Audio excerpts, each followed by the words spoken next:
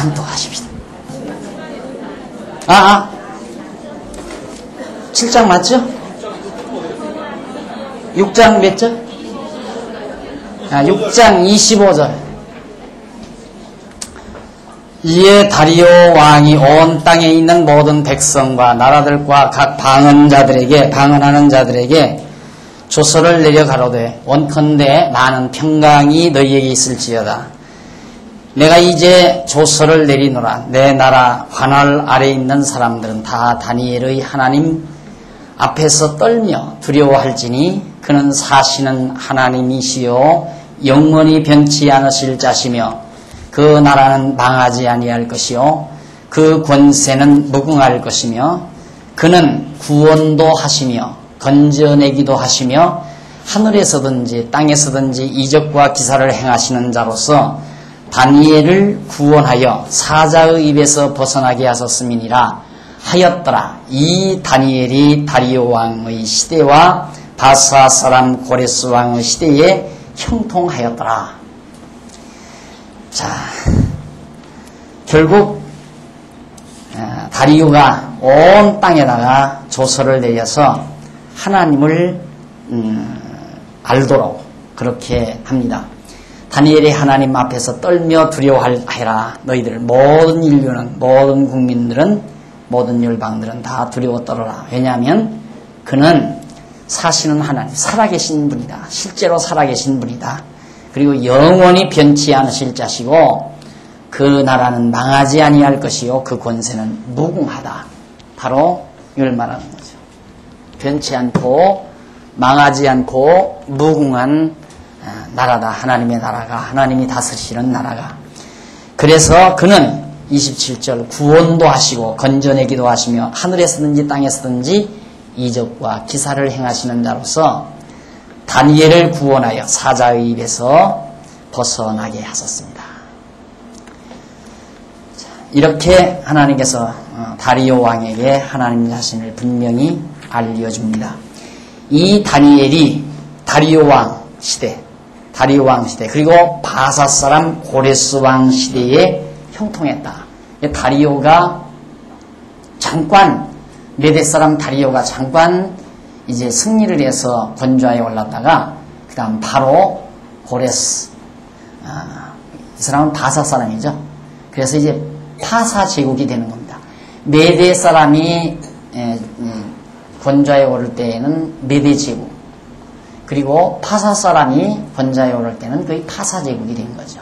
그래서 파사 제국, 페르시아 제국이 바로 이루어지는데 이 다리오 왕과 파사 사람 고레스 왕 시대에 다니엘이 형통했다. 이 말은 유대나라가 유대민족들이 다시 돌아올 때, 그러니까 메대는 아직 이스라엘이 포로로 있을 때, 이때 이제 메대가 지배를 했고요. 고레스는 바사인데 이 고레스가 바사 왕이 되면서 바로 유대인들을 귀환을 시키죠. 다시 예루살렘으로 가도록. 1차 귀환이 고레스가 왕위에 오르면서부터 이루어집니다. 그러니까 다니엘은 사실상 느부갓네살 바벨론 왕 시대에도, 그 다음 메대 다리오 시대에도, 바벨론 왕 시대에 픽업됐잖아요. 꿈에서 해주고, 그 다음 다리오 왕 시대에도 꿈 때문에 그가 결국 역시 픽업이 됐고요. 그 다음 이제 바사 시대에도 형통하게 됐으니까 계속 끝까지 바벨론 포로 마지막까지 하나님께서 유다 자손을 보호해 주시는 섭리를 보여주시고, 선지자 다니엘이 하나님의 특별한 가호를 받는 모습이 나타났습니다. 자, 이렇게 해서 결국 사자굴에서 건지어 주신 여호와 하나님에 대한 섭리가 6장 마지막 절까지 나왔고요. 그 다음에는 이제 7장에서 12장까지입니다. 7장에서 12장까지 후반부죠. 다니엘서 후반부. 이 후반부가 뭐에 대한 내용인가? 구원에 대한 약속입니다. 그러니까 다니엘서 1장에서부터 6장까지는 유다 자손 보호, 그 다음 7장에서부터 12장까지는 보호된 유다 자손을 구원에 대한 약속.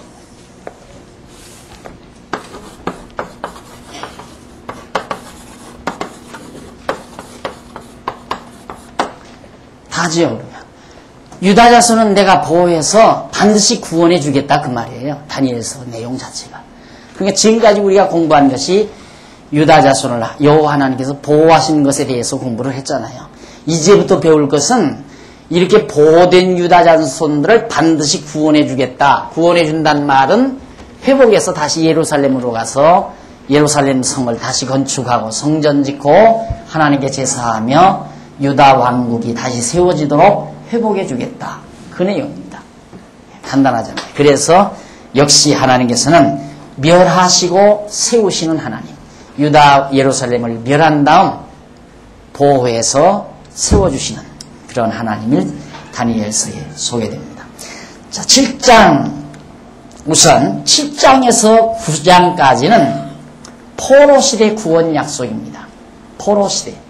이 포로시대에 하나님께서 유다 자손을 구원해 줄 것을 약속하는 내용이 7장과 9장 359페이지 나오죠. 그 밑에 내려가서 양쪽 가로 1번을 보면 네 권세 심판 후에 회복해 주겠다. 네 권세들을 심판한 후에 회복해 주겠다. 그런 얘기입니다. 자, 7장 1절로 바벨론 왕 벨사살 원년에 다니엘이 그 침상에서 꿈을 꾸며 뇌 속으로 이상을 받고 그 꿈을 기록하며 그 일의 대략을 진술하니라.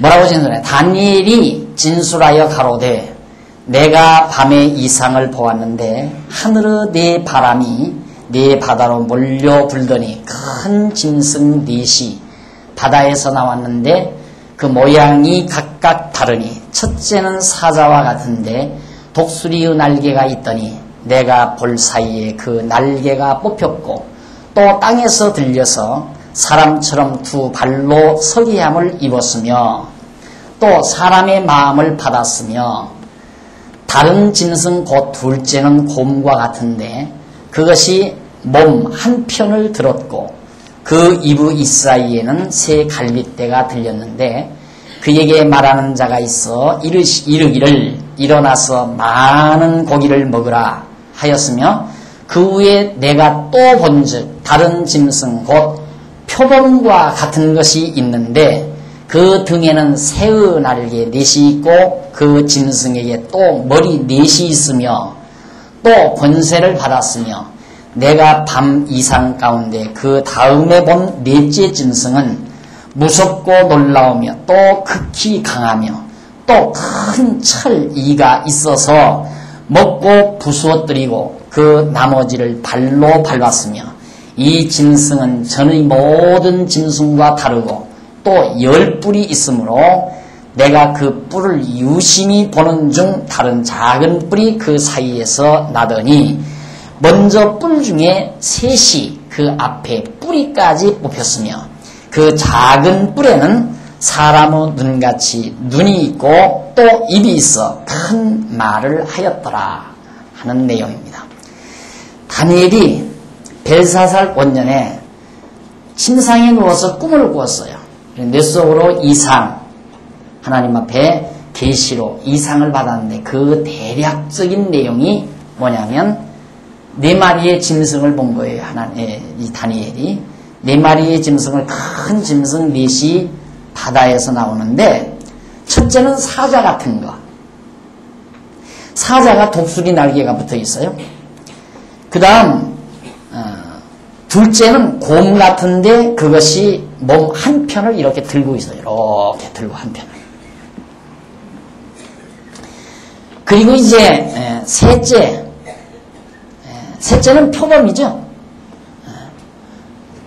표범인데 그 등에는 새의 날개 넷이 있고 그 다음에 이제 넷째 짐승은 무섭고 놀라운데 극히 강하고 이빨이 천리가 났더라.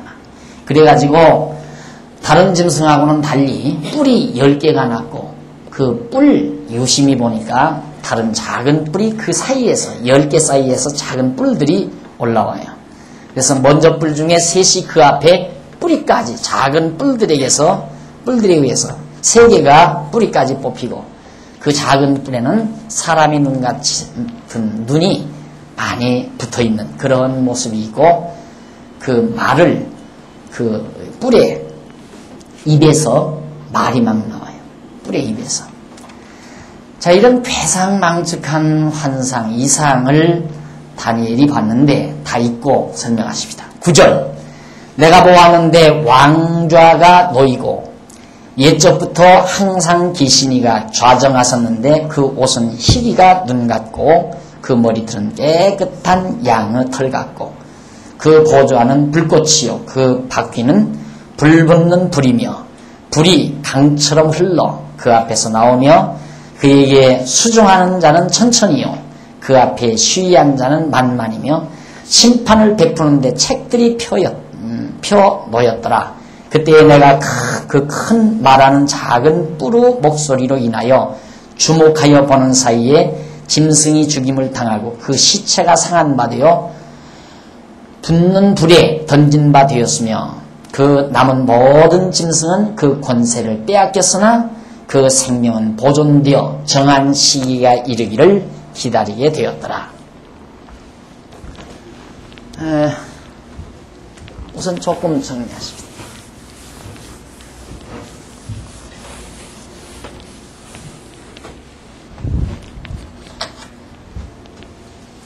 첫째 짐승 사자 같다고 했죠. 둘째 짐승 곰 같다고. 셋째 짐승이 표범 같다. 맞아요? 표범.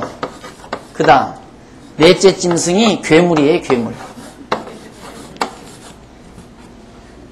뿔이 이 괴물이 이게 뿔이 10개가 나서 하나 둘 셋 넷 다섯 여섯 일곱 여덟 아홉 열 이렇게 뿔이 났는데 이 사이에서 작은 뿔들이 나와요. 뿔 나가지고 이 3개를 뽑아내고 이 작은 뿔 중에 하나가 입이 달렸는데 그 입에서 말을 하게 돼요.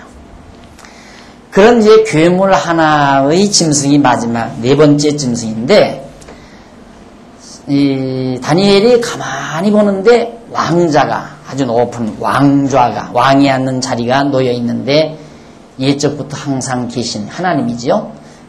그게 지금 9절에 나오는 얘기예요. 계신 좌정하였는데 그 옷은 희기가 눈 같고 그 머리털은 깨끗한 양의 털 같고 그 보좌는 불꽃이요 그 바퀴는 불붙는 불이며 불이 강처럼 불이 흘러 그 앞에서 나오는데 그 유황불이죠. 나오는데 그에게 수종하는 자는 천천히요 그 앞에서 시위한 자는 만만이며 심판을 베푸는데 책들이 전부 다 펴놔 있더라. 그때 내가 그 큰 말하는 작은 뿌루 목소리로 인하여 주목하여 보는 사이에 짐승이 벌써 죽임당하고 그 시체가 상한 바 돼서 그 불 속에 다 던진 바 돼버려요. 그 남은 모든 짐승은 그 권세를 빼앗겼으나 그 생명은 보존되어 정한 시기가 이르기를 기다리게 되더라. 그 나머지 모든 짐승들이 멸망할 생명은 유지되고 그대로 정한 시기를 유지된다.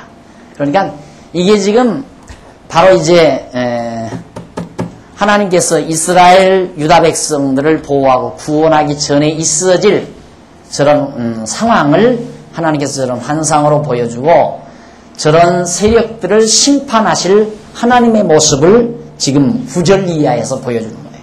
하나님의 좌정하신 모습을. 그러니까 다니엘의 세 친구 사드락과 메삭과 아벳느고를 사자굴에서 건져주고 불못불에서 건져주고 다니엘을 사자굴에서 건져주신 정말 살아계신 하나님의 모습 높은 영광의 보좌에 앉아 계신데 거기서 막 불이 흘러나와서 유황불 불이 흘러나와가지고 세력들을 이제 집어넣을 수 있는 그런 상황을 지금 다니엘이 환상으로 본 겁니다. 자, 그런데 13절 내가 또 밤 이상 중에 보았는데 인자 같은 이가 하늘 구름을 타고 와서 옛적부터 항상 계신 자에게 나와 그 앞에 인도되매 그에게 권세와 영광과 나라를 주고 모든 백성과 나라들과 각 방언하는 자로 그를 섬기게 하였으니 그 권세는 영원한 권세라. 옮기지 아니할 것이요 그 나라는 패하지 아니할 것이라. 예수님이죠, 그런 거예요. 결국 밤사이 이상을 하나 또 봤어요. 봤는데 구름 타고 와서 딱 하늘 구름을 타고 또 와가지고 옛적부터 항상 계신 하나님 앞에 또 와가지고 뭘 드리는가? 전부 나라와 권세와 영광. 여기 보면 계신이 인도됨에 그에게 권세와 영광과 나라를 다 주더라. 주고 모든 백성과 나라들과 각 방언하는 자를 그를 섬기게 하였으니 그 권세는 영원한 권세라. 예수님이 그 하나님 앞에 인도되니까 하나님께서 나라와 권세와 영광을 다 줍니다. 주니까 예수님께서 결국 나라와 방언하는 모든 이방 사람들로 하여금 섬기게 하는데 그것이 영원한 권세다. 이거예요. 예수님의 권세가 영원하게 이루어질 것. 이것을 지금 다니엘에게 보여주는 겁니다. 앞에서 왜 그 신상, 금머리, 은가슴, 그리고 동, 철, 느부갓네살이 보았던 신상, 그때 하늘에서 뜬 돌이 내려와가지고 신상을 다 깨 부숴버리고, 그리고는 이제 점점 돌이 커져가잖아요. 그 커져가는 그것에 대한 하나의 재현이라고 생각하면 돼요. 결국은 그것에 대한 하나의 재현. 그래가지고 계속 좀 더 읽고 하십시다. 옮기지 아니할 것이요 그 나라는 패하지 아니할 것이니라. 나 다니엘이 심중에 근심하며 내 속에 이상이 나로 번민케 한지라. 이게 도대체 무슨 뜻일까? 도대체 알 수가 없잖아요. 다니엘도 이게 우리들이 지금 읽고 이게 무슨 뜻인가 하듯이 다니엘도 마찬가지. 이게 도대체 무슨 뜻인지 알 수가 없단 말입니다.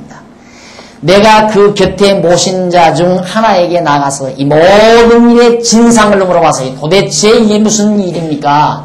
진상을 그에게 물어보니까 그가 내게 고하여 그 일의 해석을 알게 합니다.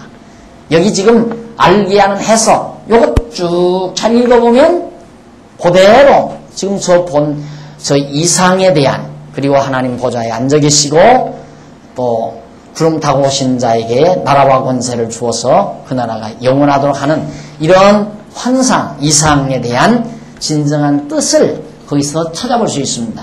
보십시다. 뭐라고 합니까? 그 네 가로대 17절 그 네 큰 짐승은 네 왕이라, 네 명의 왕이라고 그랬어요. 네 왕이라 세상에 일어날 것이로되 지극히 높으신 자의 성도들이 나라를 얻으리니 그 누림이 영원하고 영원하리라.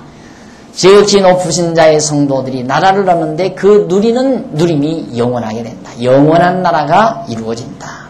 19절 이에 내가 넷째 짐승의 진상을 알고자 했다. 그러면 넷째 짐승은 뭡니까? 그 말이에요. 넷째 짐승은 도대체 뭡니까? 물으니까 곧 그것은 모든 짐승과 달라서 심히 무섭고 그 이는 철이요 그 발톱은 노시며 먹고 부수어뜨리고 나머지는 발로 밟았으며 또 그것의 머리에는 10뿔이 있고 그 위에 또 다른 뿔이 나오매 3뿔이 그 앞에 빠졌으며 그 뿔에는 눈도 있고 큰 말하는 입도 있고 그 모양이 동류보다 강하여 보이는 것이라. 내가 본즉 이 뿔이 성도들로 더불어 싸워 이기었더니 옛적부터 항상 계신 자가 와서 지극히 높으신 자의 성도를 위하여 신원하셨고 때가 이름에 성도가 나라를 얻었더라 하는 얘기입니다.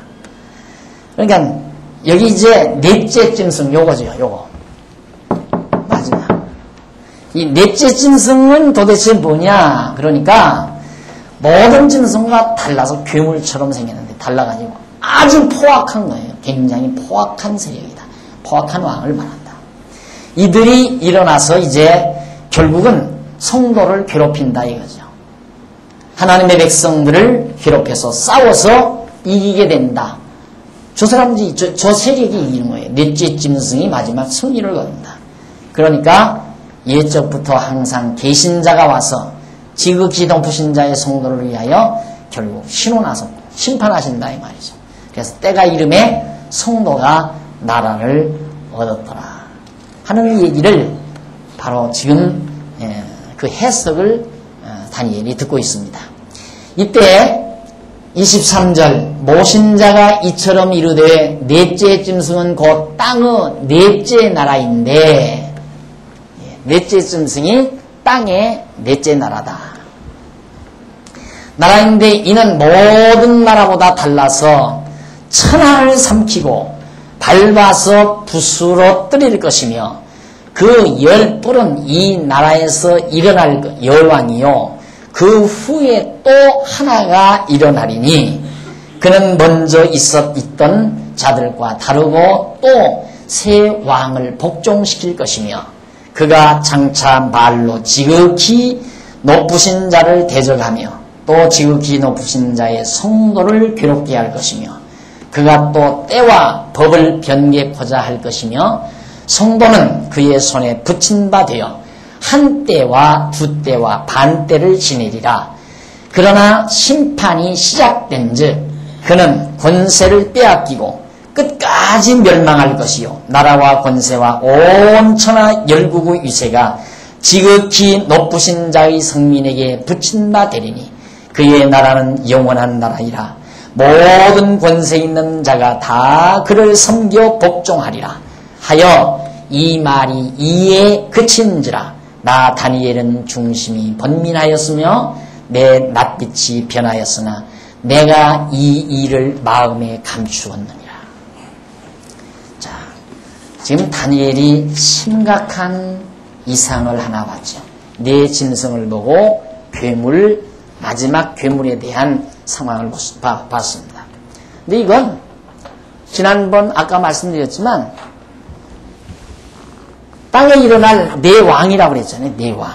그리고 이것은 마지막 왕인데 심판하기 위해서 나오는 마지막 왕인데 자, 우리가 볼 때 이제 다니엘이 환상을 본 이 네 짐승은 물론 사자는 바벨론 세력이죠. 바벨론.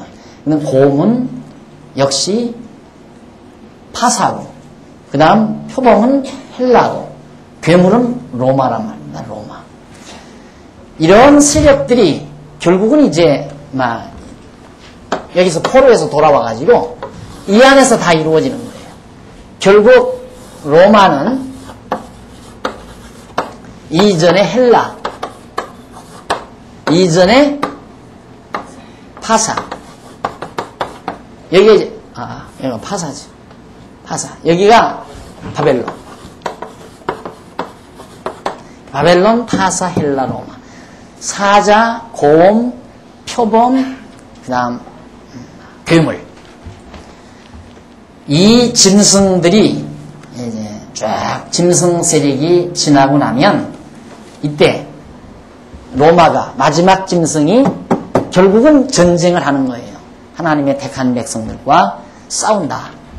그러니까 예수 그리스도가 오셔서 누구에게 죽임을 당합니까? 로마 권세들에게 죽임을 당하죠. 이런 포로 이후에 되어질 포로와 포로 시대 이후에 되어질 그래서 예수 그리스도가 오셔서 성도의 나라를 세우실 때까지의 모습을 간략하게 사실 다니엘에게 하나님께서 보여준 거란 말입니다. 근데 간략하게 보여줬는데 마지막 괴물은 열왕 로마에서 열왕이 일어나죠. 열왕이 일어나서 거기 셋불이 일어나서 또 왕들을 죽이고 그런 역사들이 일어나가지고 결국은 성민의 하나님의 백성들을 죽이고 승리를 거두는 것 같지만은 결국은 나와서 심판함으로 로마는 망하고 그리스도의 나라가 영원히 세워지는 이것이 1차적인 역사 과정에서 그리스도 안에서 그리스도 오실 때까지의 상황의 역사를 다니엘에게 보여준 것이다. 이것에 대한 이제 자세한, 이미 우리는 지나간 역사 아니에요? 지나간 역사. 우리가 지금 대충 설명하는 것은 사자는 바벨론, 곰은 파사, 표범은 헬라, 그 다음 괴물은 로마라고 그렇게 설명을 했지만 거기에 대한 자세한 역사적인 사건들은 일반 역사에 다 나오죠. 일반 역사에서. 그리고 요 무렵 얼마 지나지 않아서 포로에서 돌아와가지고 한 400년 전까지는 말라기가, 이 말라기 선지자가 이때까지는 예언을 해요. 살아서. 그 이후에는 예언자가 없어요. 캄캄해요. 왜? 이게 헬라와 로마 당시인데요. 헬라와 로마 당시에 완전히 어두운 시대예요. 어두운 시대. 굉장히 어두운 시대. 그러니까 선지자가 보내지질 않는 거죠. 그러다가 예수님이 오신 거예요. 참 선지자로 예수가 오시는데 오시기에 앞서 바로 직전에 세례 요한이 나타나죠. 세례 요한이 나타나서 예수 오실 것 예언하기 이전에는 바로 말라기 선지자가 최후로 이 시대까지 예언을 하고서 그 이후에는 헬라와 로마 당시에는 선지자가 없어요. 그러다가 로마 시대에 세례 요한이 예수님 오시기 전 직전에 나타나서 예수님 오실 거 예언하고 뒤이어서 예수 그리스도가 마리아의 몸에 태어나서 6개월 이후에 세례 요한 후에 등장해서 복음을 증거하고 이 땅 위에 성도의 나라를 건설한, 그게 교회예요. 이게 성도의 나라가 이게 교회란 말입니다. 이런 상황을 다니엘에게 하나님께서 쭉 이제 환상으로 보여준 것이다. 그런데 거기서 이제 우리 한번 이제 대충 다 읽고 해 갔으니까 다시 한번 정리해 보세요. 7장 1절로 8절까지 거기가 네 짐승의 환상이었죠. 네 짐승의 환상. 아까 저기 사자, 곰, 표범, 괴물. 그 다음 본 것이 심판하시는 심판주 하나님의 모습이 9절로부터 그 이하 12절까지 나옵니다. 그 하나님의 모습을 보아요. 그리고는 이제 13절로부터 그 이하 14절, 13절, 14절 예수님께서, 쉽게 말해서 예수님께서 나라와 권세와 영광을 다 받아가지고 영원히 망하지 않은 나라, 영원한 권세를 예수님이 받아서 모든 백성들로 하여금 또 모든 방언하는 자로 하여금 그를 섬기게 한다. 그러니까 그전에는 유대인들만 하나님 여호와를 경외했지만은 예수 오신 이후부터는 이방의 복음이 증거되지 않아요. 사도 바울을 통해서 이방 땅의 복음이 증거되었거든요. 그러니까 그대로 다니엘에게 보여준 그대로 이루어진 거예요. 그래서 유럽을 비롯해서 아프리카, 아메리카를 비롯해서 아시아권으로 복음이 증거돼가지고 다른 방언, 이방 민족들로 하여금 하나님을 경외하고 섬기도록 하는 성도의 나라가 그리스도를 통해서 이루어지는 그 권세, 성도의 교회의 권세. 이 나라는 절대 패하지 않는다. 이거 얼마나 든든한 말인지 모릅니다. 이 나라가 망하지 않는다 이 말이에요. 성도의 나라가. 그러니까 오늘 우리가 정말로 선택된 하나님의 백성, 성도라고 한다면 겁날 건 뭐 있어요? 안 망한다니까요. 망하지 않아요. 절대. 하나님께서 이 나라 패하지 않는다고 하는 이 확실한 권세를 그리스도에게 주셔서 예수 그리스도가 오셔가지고 성도의 나라를 세웠는데 이 나라가 왜 망해요? 망하지를 않죠. 자, 이렇게 해서 나 다니엘이 이제 15절부터 이게 근심돼가지고 도대체 무슨 뜻인가? 이 환상이 무슨 뜻인가 해서 곁에 섰는 모신자 중 하나에게 나가서 그 진상을 물어봤다고 해요. 천사죠. 그가 분명히 말해요. 네 큰 짐승은 네 왕이라. 세상에 일어날 것이로되 지극히 높으신 자의 성도의 나라를 얻으리니 지극히 높으신 자의 성도들이 나라를 얻으리니 그 누림이 영원하고 영원하고 영원하리라. 그러니까 네 짐승 권세, 네 짐승 권세. 이것은 요한계시록에도 나와요. 그러니까 이렇게 되죠. 이 사건은, 다니엘이 본 사건은 예수님께서 오셨을 때, 예수님이 오실 때, 초림하실 때 일어나는 모든 사건들이고요. 그 다음 이제 요한계시록에 나타난 건 그 하나님의 보좌에 나타난 그런 환상들이 쭉 나오죠. 거기도 보면 뭐 여기는 이제 사자 나왔지만 인간, 사람의 모습도 나와요. 그건 보좌의 모습이에요. 하나님의 보좌의 모습. 이것은 세상에 나타난 권세자들의 모습이고요. 그래서 이 네 마리 짐승, 이것은 네 왕을 가리키는 것이다. 그래가지고 이 네 왕이 세상에 일어날 것인데 지극히 높으신 자의 성도의 나라를 얻으리니 그 누림이 영원하고 영원하다. 이에 내가 넷째 짐승의 진상을 물어봤다. 다니엘이. 그럼 넷째 짐승은 뭡니까? 라고 물으니까 그것은 곧 모든 짐승과 달라서 아주 포악하지요. 발로 밟고 막 또 그것의 머리에는 열뿔이 있고, 열뿔은 왕이 열이라 이 말이에요. 그러니까 왕이 열이라는 건 그만큼 이제 각 나라의 분봉왕, 예를 들어서 로마가 황제의 자리에 앉아 있고 각 나라의 분봉왕을 세워서 그 분봉왕을 통하여 각 나라들을 다스리는, 그러니까 굉장히 막 권좌를 누리는 자죠. 제왕, 황제, 로마 황제. 그래가지고 이제 그 열 왕들을 세워가지고 다스리는 그런 괴물인데, 그런데 20절 또 그것의 머리에는 열뿔이 있고 그 위에 다른 뿔이 나오매 열뿔 말고 다른 뿔 세 뿔이 그 앞에 빠졌으며, 다른 뿔이 올라오니까 세 뿔이 빠져나가 버리다. 다른 뿔이 쫙 올라오니까 세 뿔이 없어져 버렸다. 무너져 버린다 이 말이죠. 그러니까 이미 있었던 열 왕 중에 세 왕이 무너날 것을 말하는 거죠. 이것은 로마 역사를 쫙 살펴보면 그런 상황들이 그대로 이제 설명되고 그렇게 나타난다는 얘기입니다. 그 다음에 이제 열 뿔 중에 한 뿔이 올라와서 세 뿔을 없애버리고 그 뿔에는 눈도 있고 큰 말하는 입도 있고 그 모양이 동리보다 강하여 보인 것이라. 내가 본즉 이 뿔이 성도로 더불어 싸우더라. 그 뿔. 결국 마지막 열 뿔 중에 세 뿔을 무너뜨리고 일어난 뿔. 그것이 이제 예수님 당시에 일어난 로마 황제라고 로마 황제를 대신해서 사역하는 존재라고 생각하면 됩니다. 이것이 이제 마지막 예수님 오시기 직전에 있어질 그런 왕으로서 결국 그리스도의 권세와 더불어 싸워가지고 결국 무너뜨리는 것 같지만, 예수님을 십자가에 못 박아 죽이는 것 같지만은, 그러나 결국 누가 이겼어요? 예수 그리스도가 3일 만에 부활하심으로 승리를 거둡니다. 그래서 21절에 보면 내가 본즉 이 뿔이 성도들로 더불어 싸워 이기었더니, 처음에는 이기는 것 같지만 옛적부터 항상 계신 자가 와서 지극히 높으신 자의 성도를 위하여 치고 나섰다. 결국 로마는 망해버리고 말았죠. 그리고 때가 이름에 성도가 나라를 얻었더라.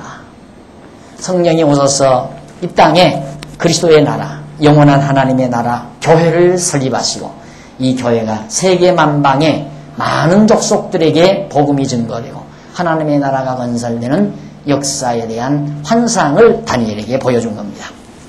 그런데 23절 모신 자가, 바로 그걸 모신 자가 이처럼 이르되 넷째 짐승은 곧 땅의 넷째 나라인데, 그러니까 이거 다 나라 아니에요? 사자, 곰, 표본도 다 나라예요. 넷째 괴물도 그것도 나라인데 이는 모든 나라보다 달라서 천하를 삼키고 밟아 부서뜨릴 것이며, 그 열 뿔은 이 나라에서 일어날 열왕, 아까 말했죠? 다 여기 해석 다 돼 있어요. 열왕이요. 그 후에 또 하나가 일어나리니 그는 먼저 있던 자들과 다르고 또 새 왕을 복종시킬 것이다.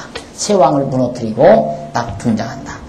그가 장차 말로 지극히 높으신 자를 대적하여, 예수 그리스도를 대적하며 또 지극히 높으신 자의 성도를 괴롭게 할 것이며, 그가 또 때와 법을 변개코자 할 것이며, 성도는 그의 손에 붙임받으여 한 때와 두 때와 반 때를 지내리라. 자, 이 대적자가 지극히 높으신 자의 성도를 괴롭힌다. 핍박. 로마가 계속해서 그리스도의 나라 성도들을 핍박할 것에 대한 하나의 모형이죠. 그런 예고란 말입니다. 마지막 일어난 저 한 뿔, 저것이 결국 성도들을 핍박하고, 그래서 로마 카타콤에 가면 막 지하 땅굴이 있다고 그러죠. 저는 못 봤는데, 지하 땅굴에 들어가면 성도들의 이 해골들이 있기도 하고, 그 속에 들어가서 이제 피해서 신앙을 지키기 위하여 얼마나 많은 핍박과 정말 학대를 받았는가를 그런 역사적인 흔적들이 우리에게 잘 말해주고 있습니다. 이것이 마지막 로마에서 한뿔 일어난 왕이 한 짓이라 이 말이죠. 그런데 그런 자들에게 결국 뭐가 붙여지는가? 그 권세에게, 그런 인간 권력에게 붙인 바 돼서 언제 한 때와 두 때와 반 때를 지내리라. 이것이 환란의 때입니다. 환란의 때. 그래서 자꾸만 이걸 횟수로 계산을 하려고 해요, 사람들이. 한 때, 두 때, 반 때, 이게 뭐냐. 한 때는 1년, 두 때는 2년, 반 때는 6개월. 이렇게 계산해서 3년 6개월 이럽니다. 3년 6개월.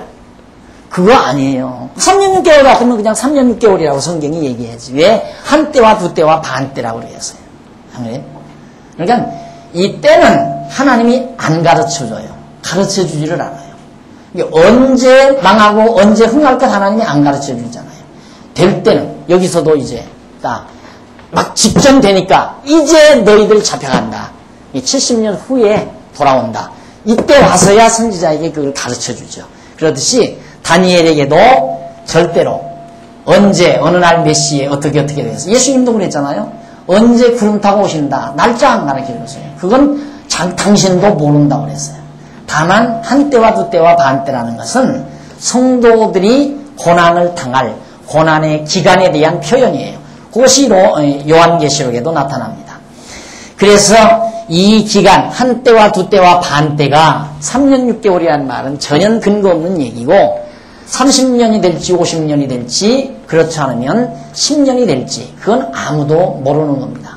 다만 이 천사도 그때 한 때, 두 때, 반 때 이렇게 가르쳐 준 것은 역시 하나님께서 한 때 하면 한 기간을 때라고 그러잖아요. 한 기간. 환란이 시작됐다가 끝나면 한 때예요. 또 한 번 시작됐다가 끝나면 또 한 때고 한 때. 그러니까 한 때 환란 오고 그 다음 두 번 또 거듭 환란 오고 두 때 지나죠. 그리고 마지막 반 때.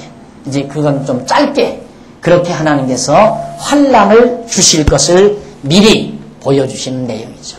이것이 이 환란의 때가 지내게 되면 그러나 심판이 시작된 즉 그는 권세를 빼앗기고 끝까지 멸망할 것이다. 마지막 심판되면 그는 망한다. 그러니까 결국은 예수님께서 승천하셨죠? 승천하시고 오순절에 성령이 임하십니다. 그래가지고 성령이 임하신 이후에 성도의 나라가 이루어지잖아요. 예루살렘 교회 세워지고 안디옥 교회 세워지고 그 거세를 타고 사도 바울이 로마로 진출하고 그래서 구라파 일대에 복음이 증거되고 그래서 70년 이때 로마가 최악을 하죠. 최악독한. 그래서 디토 장군이 예루살렘을 와서 정복을 하죠. 유다 예루살렘을. 그래가지고 예루살렘을 멸망시켰지만은 결국 이스라엘이 다 망하잖아요. 전부 흩어지고 성도가 흩어지고 그렇게 해서 핍박을 당합니다. 그러나 누가 망했어요? 로마가 망했잖아요. 완전히 망해버렸죠. 이것이 이제 바로 여기에 예언된 그 내용 그대로 이루어진 겁니다. 결국은. 그리스도가 오셔서 성도의 나라가 세워졌지만 로마는 여전히 존재해가지고 성도들을 핍박했으나 결국 로마는 심판을 받고 망하게 된 것이다. 그래서 그 나라와 권세를 빼앗기고 끝까지 멸망할 것이고 로마는 끝내 망한다. 요즘 자꾸 로마 재현운동 자꾸 그러잖아요. 그래서 이제 세대주의 신학자들은 재생 로마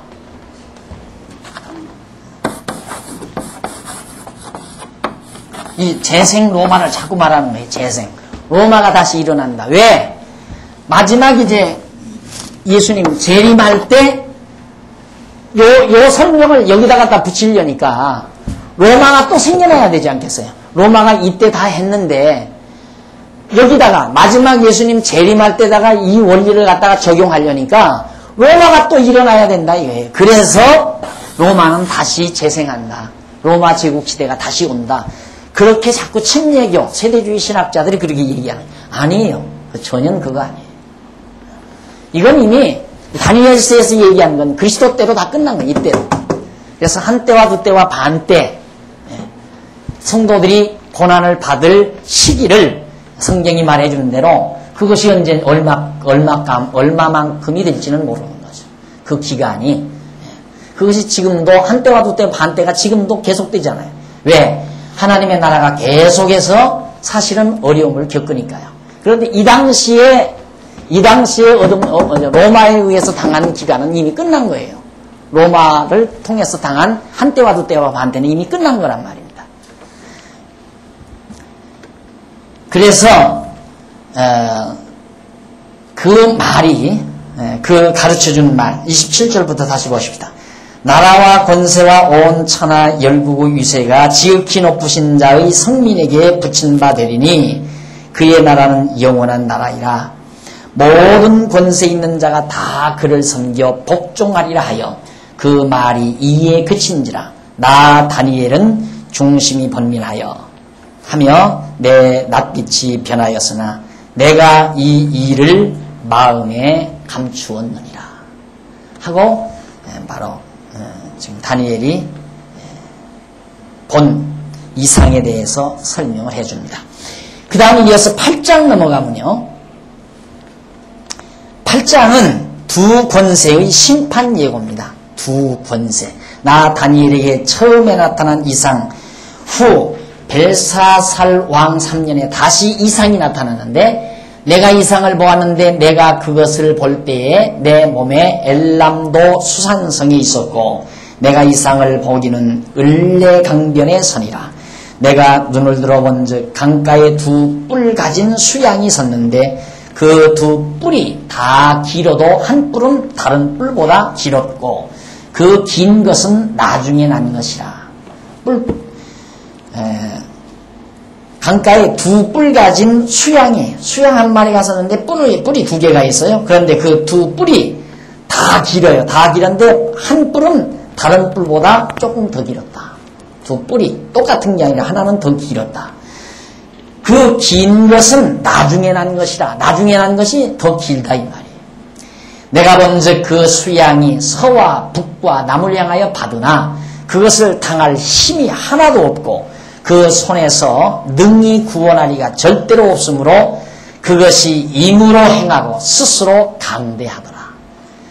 염소 한 마리가 수양 한 마리가 결국 올라오는데 이것이 뿔 두 개 하나는 길고 짧은 게 난 뿔이 동서남북 온 세상을 다 떠받는다 이 말이에요.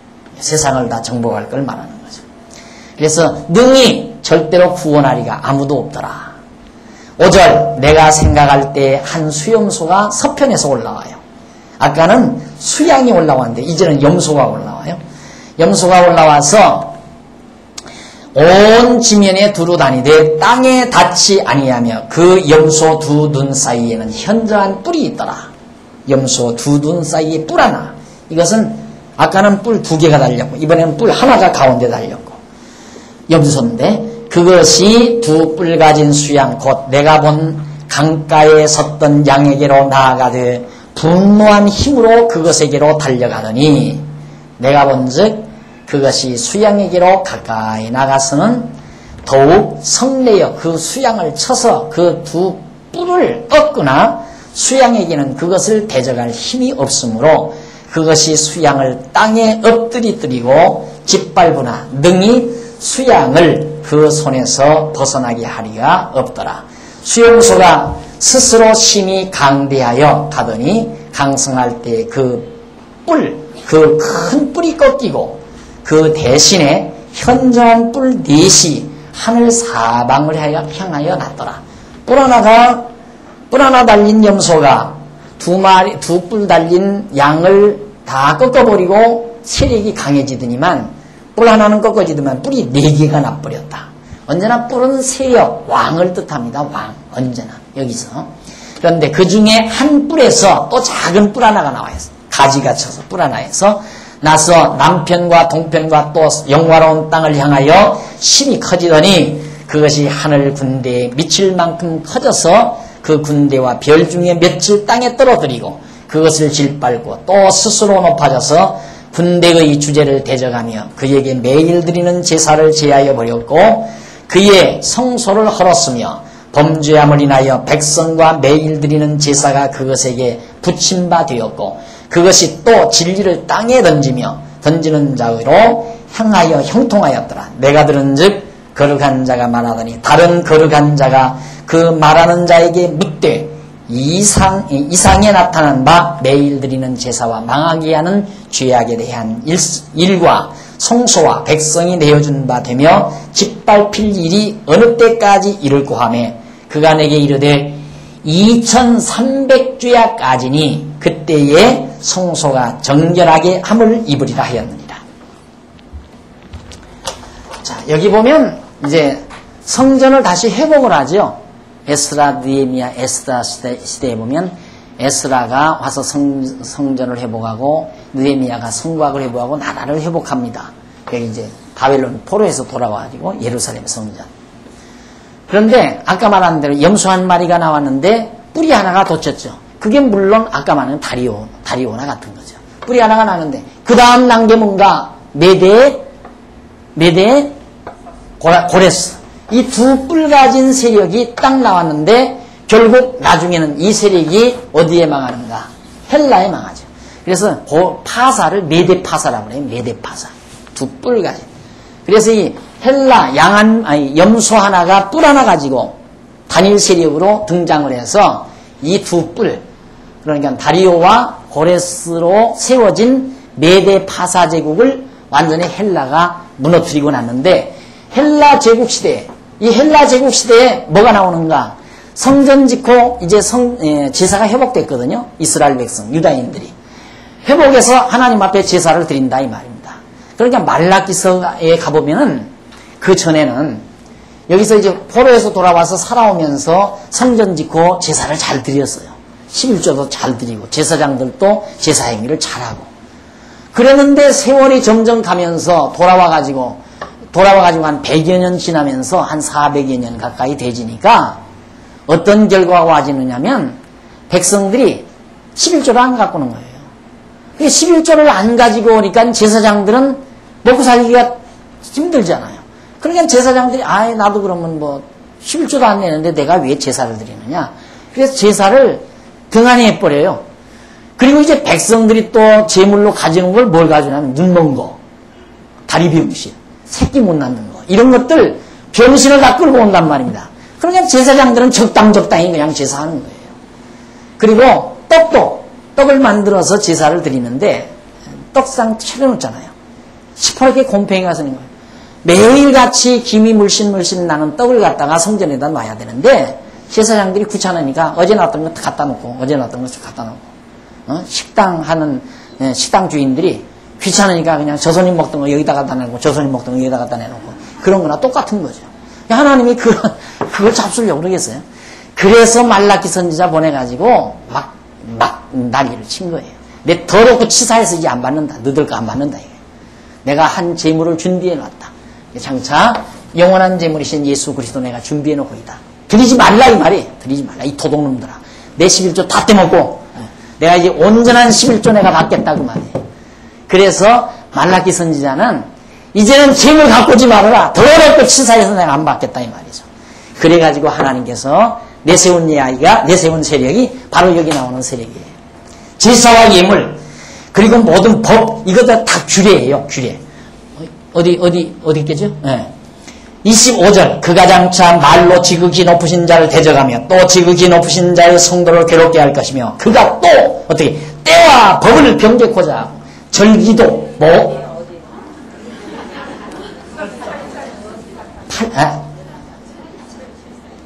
아니 그러니까 다시 거슬러 봅시다 이 말이에요. 7장 25절에 8장 하는데 지금 이 세력이 그때 세력이라고 말이에요.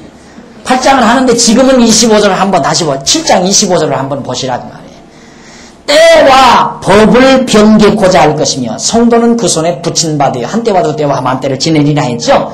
그런데 이쪽에 와보니까 이쪽에 와보니까 그 뿔 가진 것이 어떻게 돼요? 짓밟고 그가 성소를 어디 있어요? 11절 한번 볼까요? 11절. 스스로 높아서 굽는데 11절, 12절. 범죄함을 인하여 백성과 매일 드리는 제사가 그것에게 붙임받고. 그러니까 백성들이 이제 제사 못 드려요. 대적에게 붙임받아 버리니까. 그리고 그것이 또 진리를 땅에 던지며 자의로 행하여 형통하였더라. 제 마음대로 해요. 제 마음대로. 그 세력이 헬라 제국 시대에 일어나게 돼요. 고약한 왕 하나가. 그렇게 해서 결국 성소에서 제사 드리는 행위가 멎어지게 만든다 이 말입니다. 내가 들은 즉 거룩한 자가 말하더니 다른 거룩한 자가 그 말하는 자에게 묻되 이상에 나타난 바 매일 드리는 제사와 망하게 하는 죄악에 관한 일과 성소와 백성이 내어준 받으며 질밟힐 일이 어느 때까지니까 이르고 어느 때까지 이르고 이렇게 이제 성전에서 제사도 못 드리고 아까 말한 대로 말라기 선지자가 마지막 예언할 그 무렵이거든요.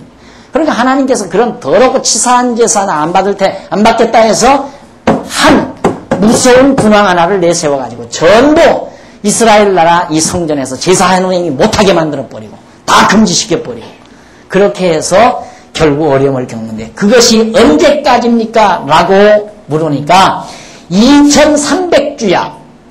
2300주야면 얼마입니까? 몇 년? 아마 이게 3년 6개월인가 아마 되죠? 예? 맞습니까?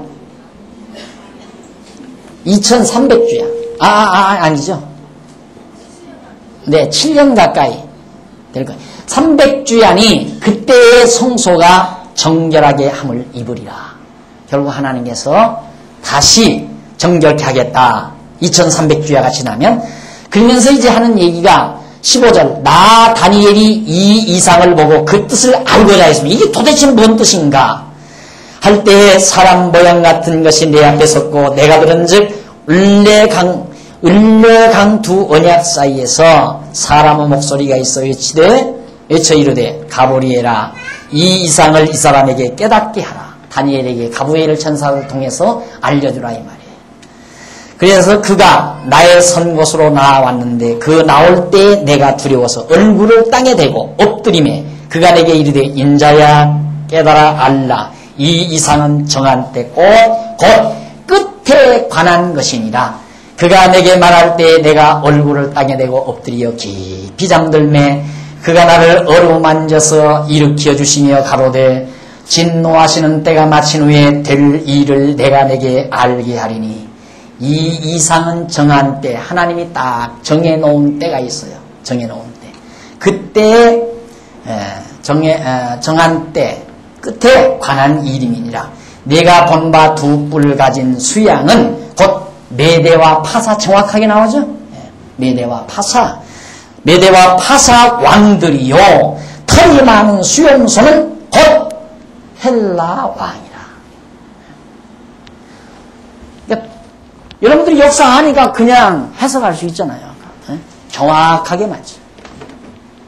그대로 하나님께서 역사의 미래를 작정해 놓으시고 정하신 뜻 따라 세계사를 지배해 가시는 이 전능하신 하나님. 지금도 살아계셔서 우리를 지키시고 보호하시고 인도하신다는 사실을 생각만 해보십시오. 얼마나 뿌듯한가. 당당하지 못할 것이 뭐 있고 도대체 두려워할 것이 뭐 있으며 걱정할 것이 뭐 있고 무엇 때문에 치사하게 질질 울 일이 뭐 있으며 좀 당당하게 살아야죠. 안 그래요? 그래서 우리 여러분 여러분 처음 잘못 보면 테이프 만들면 저 목사 되게 막 교만해가지고 막 큰 소리만 빡빡 이런다 하지만 이 교만해서 그런 게 아니에요. 제가 얼마나 겸손한데요. 교만해서가 아니라 꺾이지를 않죠. 여러분 사람들 앞에 빌빌빌 대는 게 겸손한 게 아니에요. 하나님 앞에서 제가 얼마나 겸손한데요. 다 포기해버리면 겸손한 거죠. 하나님 앞에 겸손하게 살아야 돼요. 하나님 앞에는 겸손할수록 당당합니다. 사람들 앞에는 당당한 거예요. 남보다 조금 좁은 아파트 살면 어때요? 그것 때문에 기가 죽어가지고 빌빌빌빌 대고 남보다 좀 싸구려 옷 좀 입으면 어때요? 그것 때문에 늘 기가 죽어서 하나님 앞에서는 그렇게 사는 거 아닙니다. 되는 대로 사세요. 하나님께서 주시는 대로 두 끼 주면 두 끼만 먹고, 한 끼 주면 한 끼만 먹고, 콩나물 주면 콩나물 먹고, 고기 주면 고기 잡수면서 절대 두려워하거나 겁내거나 염려하거나 좌절하지 말고 승리하시기 바랍니다. 나머지 해석 듣고 싶죠? 다음 빠지지 말고 와요. 기도하십시다. 기도하십시다. 자비로우신 아버지 하나님, 오늘도 하나님께서 귀한 시간 주셨습니다. 하나님 아버지, 이렇게 세계 모든 역사를 홀로 장악하시고 주관하시며 다스리시는 전능자 하나님을 저희들이 오늘 또 배울 수 있게 하심을 감사드립니다. 아버지 하나님, 지금으로부터 2500여 년 전 하나님께서 다니엘을 통해서 예언하신 말씀대로 세계사가 굴러왔습니다. 오늘 우리들이 이것을 확실히 듣고 배우면서도 아직도 하나님을 의지하는 믿음이 연약합니다. 우리들에게 더욱 견고한 믿음 주셔서 어떤 어려움과 여건 속에서도 좌절하거나 절망하거나 근심하거나 염려하지 말게 하시고 믿음으로 승리하는 귀한 종들 되도록 인도해 주시옵소서. 승리가 보장된 언약 자손들의 삶을 당당하게 살아가도록 주님 역사하시옵소서. 연보드렸습니다. 드려진 연보, 이 살아있는 말씀 증거하는 일에 아름답게 결실을 맺게 해 주시옵소서. 예수님 이름으로 기도드립니다. 아멘.